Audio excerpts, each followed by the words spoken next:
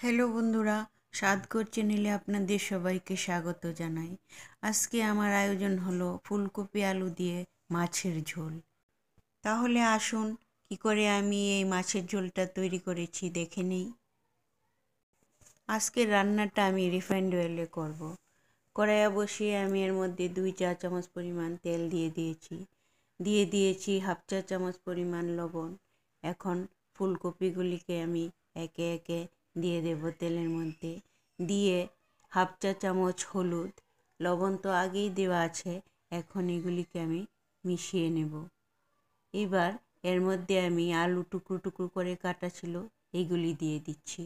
দিয়ে সামান্য নাড়াচাড়া করে দিয়ে আমি একটা ঢাকনা দিয়ে ঢেকে দেব। এবার ঢাকনা উঠিয়ে আমি আবার ফুলকপি আলুগুলিকে নাড়াচাড়া করে দেব। আর আমি এগুলিকে ঢাকবো না। এভাবে নাড়াচাড়া করতে করতে আমার ফুলকপি আলু ভাজা হয়ে গেছে। এখন এগুলি আমি উঠিয়ে নেব একটা বাটিতে। এবার এই তেলের মধ্যে আমি একটা পেঁয়াজ কেটে রেখেছি, কুচি করে এটা দিয়ে দিয়েছি। নাড়াচাড়া করে ভেজে নিয়েছি। এখন এর মধ্যে দিয়ে দেব কাঁচা লঙ্কা ও আদা বাটা, দিয়ে দেব জিরা ধনিয়ার পেস্ট, দিয়ে এবার ভালো করে মশলাটাকে আমি ভেজে নেব যাতে কাঁচা গন্ধটা চলে যায়।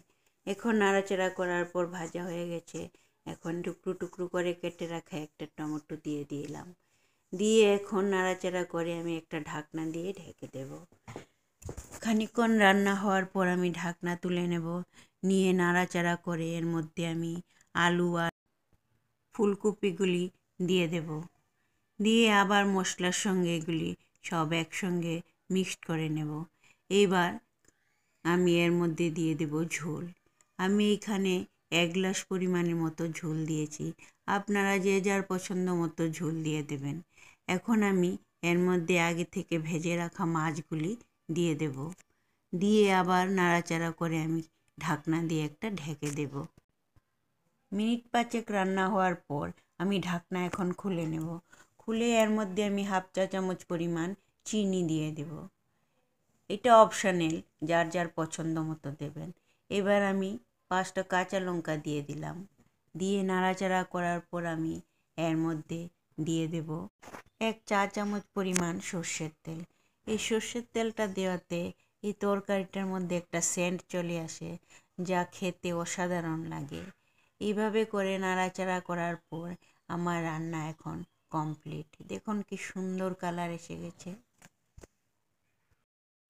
বন্ধুরা, এই ফুলকপি আলুর মাছের ঝোল সকলেই রান্না করতে পারে, তবে যে যার স্বাদ মতো রান্না করে। আমি আমার টেস্ট অনুসারে রান্না করেছি। তাহলে আপনারা খেয়ে দেখবেন এভাবে একদিন। আশা করি আমার আজকের এই ভিডিওটা আপনাদের ভালোই লাগবে। আর যদি ভালো লাগে তাহলে ভিডিওটাকে একটা প্লিজ লাইক দেবেন। তাছাড়া কমেন্ট করে আমাকে জানাবেন। আর আমার চ্যানেলটাকে সাবস্ক্রাইব করে পাশে থাকবেন আমার নিত্য নতুন ভিডিও দেখার জন্য। তাহলে আজ আসি।